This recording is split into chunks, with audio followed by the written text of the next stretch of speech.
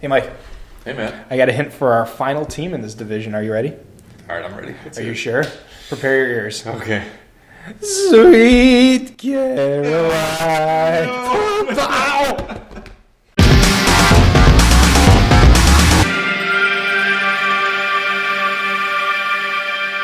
Hello, everybody, and welcome to 2M Football. I'm Mike. And I'm Matt, and apologize, Mike's ears are bleeding a little bit there. Matt's head might be bleeding a little bit, too, from that box of pens I just threw at him. Yeah, sharp pen objects and sharp cardboard edges was a brilliant move. So let's do this before we lose too much blood. Okay, yeah, we'll have to move quickly. So if you didn't get it from Matt's intro, we're talking about the Sweet Carolina Panthers. I thought we were talking about the Carolina Hurricanes. I hope that's their hockey team. I have no idea. I think it's the Hurricanes. Anyway, Go on. You're the hockey guy here. So the Panthers were 6-10 last year, 4th place in the NFC South. And I don't know, I don't have the stats to back this up, but I don't know if there's ever been a bigger difference between us contending in the Super Bowl one year to contending for a higher draft pick the next year, as the Panthers are. That's what happened to them.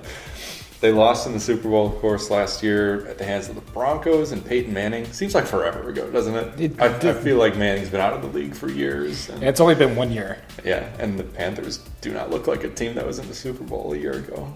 No offense. They had a really tough time last season and seemed to really regress in a big way on both sides of the ball, really.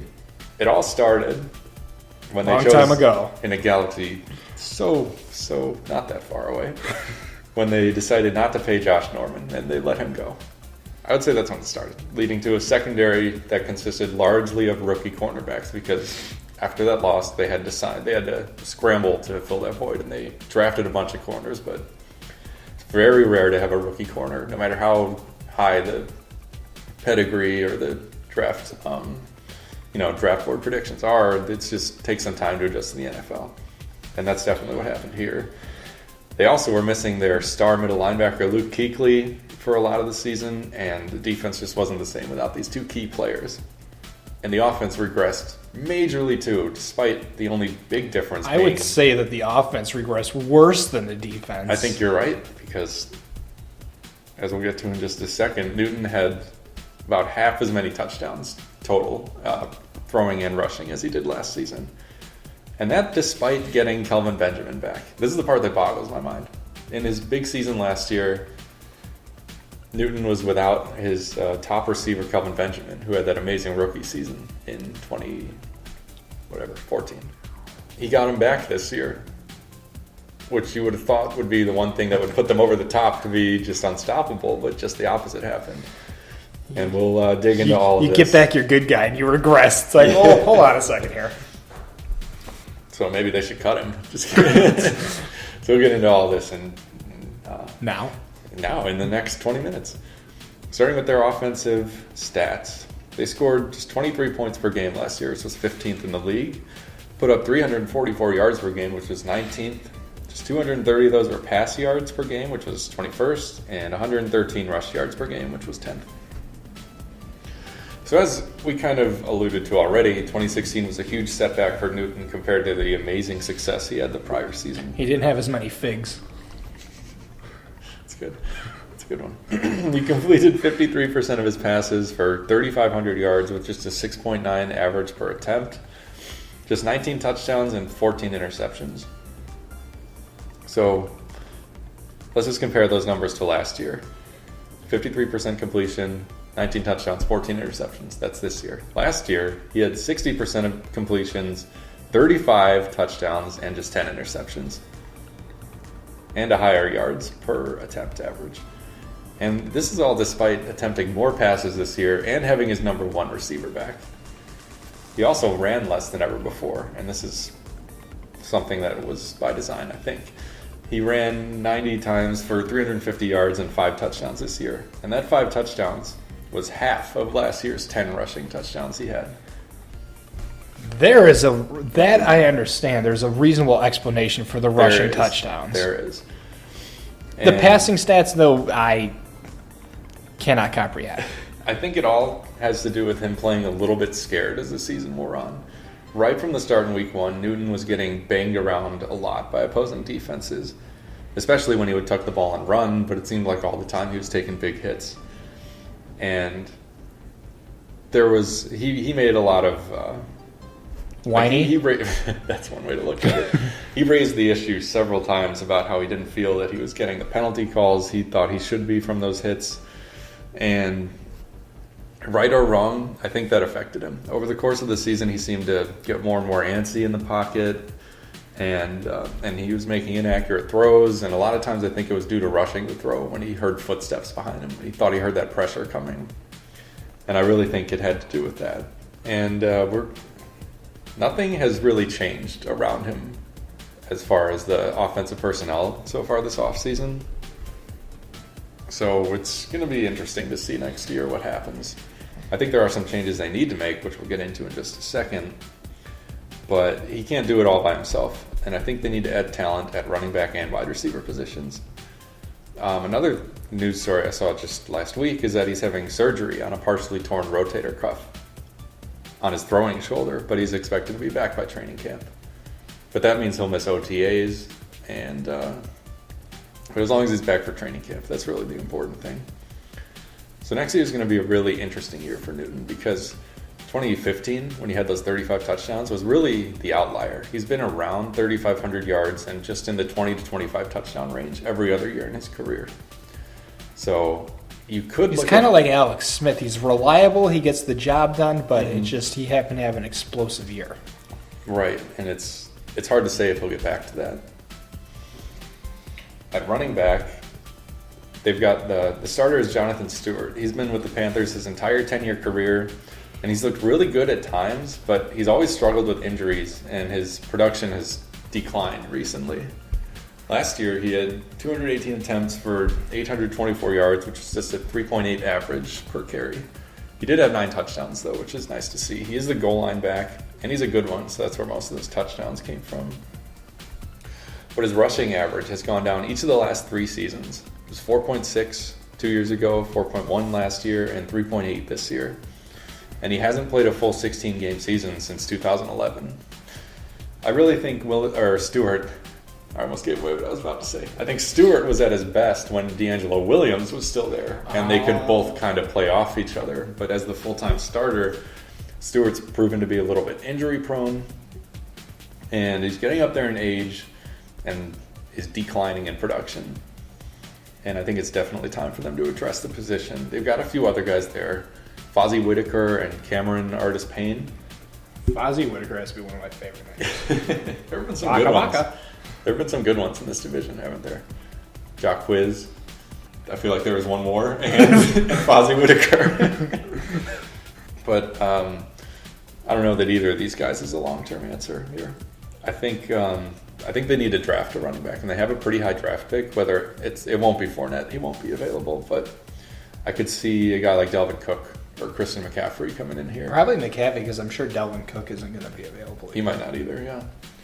But this running back position needs to be addressed because Stewart can't handle the workload on his own.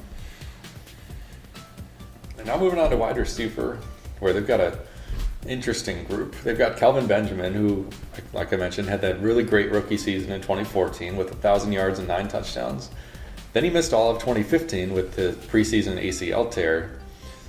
And he was back this year, decently productive again, with 940 yards and 7 touchdowns. And yet the offense did worse. He really didn't seem to be on the same page as Newton, but a lot of times what I saw was Newton overthrowing him, which is hard to do to a 6'5" wide receiver. But they just didn't seem to be on the same page a lot. So I mentioned he's 6'5", 245 pounds. He's even bigger than Mike Evans. He's bigger than the Buccaneers tight end, too, who was only 4 pounds. 235, yeah. So Benjamin is huge. Big target. Hard to miss that, you would think. You would think. But they had some trouble connecting last year. I don't really know what else to say about it. They're going to have the whole offense. It's like it's just a weird thing. The whole offense is back, and they're just like, we're not going to do well this year. Mm-hmm. The next guy that doesn't make sense to me how poorly he did was Devin Funchess. He was drafted in the 2nd round. We were talking about fantasy team names because of Drew Brees last week.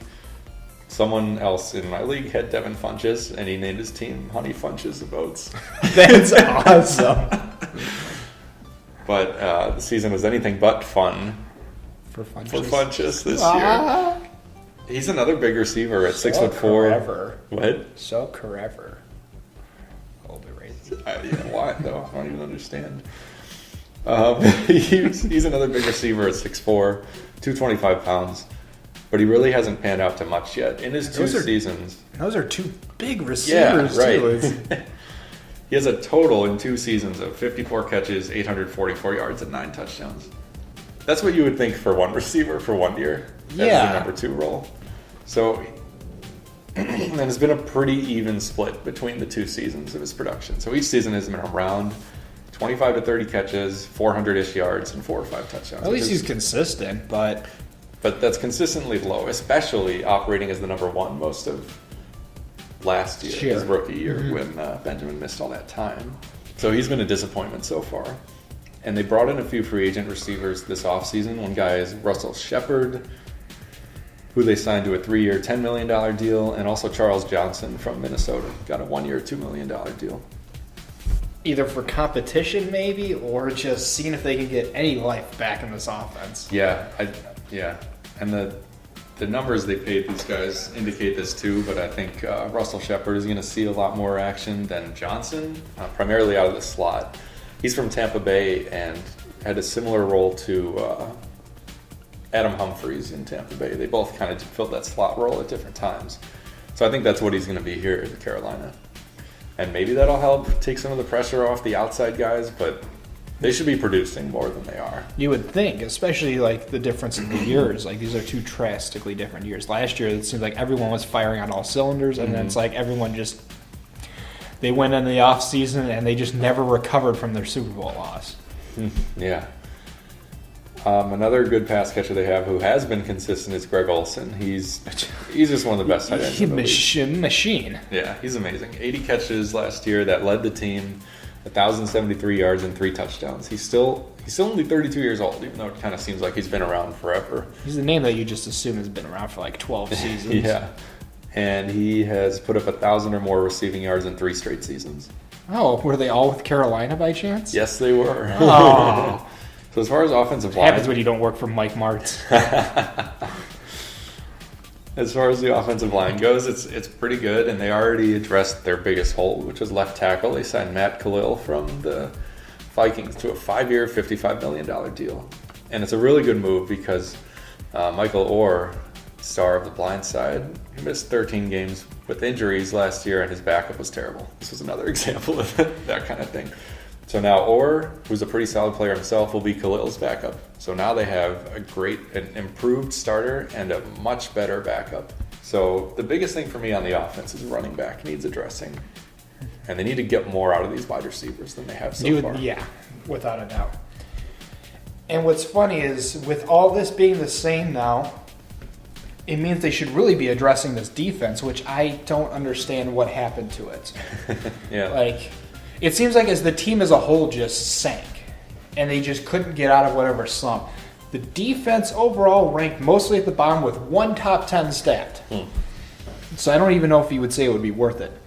25 points allowed per game, which was 26th. 359 total yards, 21st.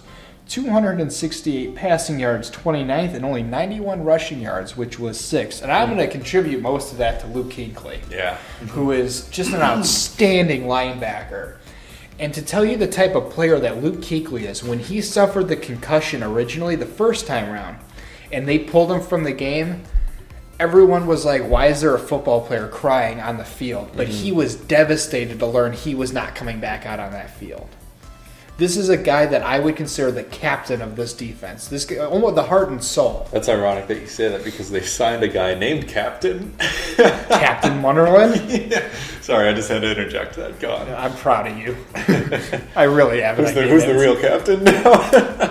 Captain Rex from Star Wars. I thought you'd appreciate it. I do. I like that. Voiced by Bradley D. Baker, for those of you fun facts. Ooh, that is a fun fact. Yeah. Is it as fun as Devin Funches? I think anything seems like it's more fun than Funches right now. I'd rather have a box of Funches Oats, Honey Funches of Oats. You're right about that. But I do think they've already made some good moves with this defense. He's not up yet, but I made a note that Trey Boston is a great anchor for this defense. Luke Kuechly, having him back is going to be a huge help. But what I really liked, and he's coming back home to where he began, was the acquisition of Julius Peppers. Yeah. He's just that veteran spark that I think this defense will form around. And between him and Luke Kuechly on that linebacking core, Kuechly is a high-respected, beloved player. Peppers just shows how much fun you can have with this. And between the two of them, I think they're going to give a breath of life back into this defense. I compare Peppers to James Harrison almost. He's still at that age where he's productive and he doesn't show that he's aging. Right. And he has fun with it still. Yeah. Unlike Newton. Oh, right. I forgot to mention that. He had a quote this year that football is not fun anymore. Well, you know what? You're getting called, but when your offense produces penalties, that offsets it, yeah. If you throw more than 19 touchdown passes, it'll be more fun. Teddy Williams was one of the guys that they signed to a 1 year at $855,000 deal. He only played in 3 games this past year. He had 5 tackles, 2 pass deflections, and an interception in those games. So it looked like he was on the road to produce. But what tells me with this short-term, low-end deal, that they're looking for someone as a replacement corner. Yeah. And I don't know if their idea is to draft, or since they didn't make a big splash, their only big splash in free agency was the acquisition of Peppers. Well, and their left tackle. Oh, and Captain Munnerlyn was more, yeah. Okay, so never mind. I completely lied and retract that statement. They made some big splashes. I don't know. 2 of them were on the defensive side. So it looks like they're starting to address this. What they really need to work on this offseason, though, is just the defense needs to get together and talk to each other. What I noticed was lots of miscommunications, like blown coverages, safeties over the top just weren't there to help the corners, which I don't understand what happened, but you just watched it fall apart at times, which led to missed tackles. Tackling was a huge issue with these guys, and it seemed like it got worse as they lost Luke Kuechly, who communicates the defense. He really relays the plays. He's the quarterback of the defense. Exactly. He's the one that has the radio. But it shouldn't all fall on one guy's shoulders. It never should. These defensive players need to use their brain a little bit more and not rely on that radio transmission. Tell them what to do. They never rallied to the football. And I think a lot of that came from the miscommunication part. Is the coverages were broken up. A missed coverage happened, which means everyone was doing their own thing. And that's never going to work. And really, I think this whole defense just needs to really be looked at top to bottom. They've made some great, acquisitions here with Peppers, Captain Munnerlyn, and they're going to be getting back Kuechly, and they have a great anchor in Trey Boston. But overall, they need to look and see what's working, what's not, because they haven't spent a lot of free agency, and they have a defensive draft coming up. They haven't touched the offensive, really, so that leads me to believe they have to be looking at this defense. Right. If you don't touch the offense, the other end of the ball is the defense. Well, special teams. If they're going to draft a kicker in the 2nd round. I forgot to mention that. Yeah, for Tampa Bay. With a What Goya. a stupid thing that was. Yeah. Anyway. So really, I think it's just with Kuechly back and Peppers, I think we're going to see a change in the attitude of this defense. But I think a lot of fell on the defense was the fact that the offensive struggled too. Yeah. And when your offense is only on the field for a quick 3 and out, your defense is getting worn out.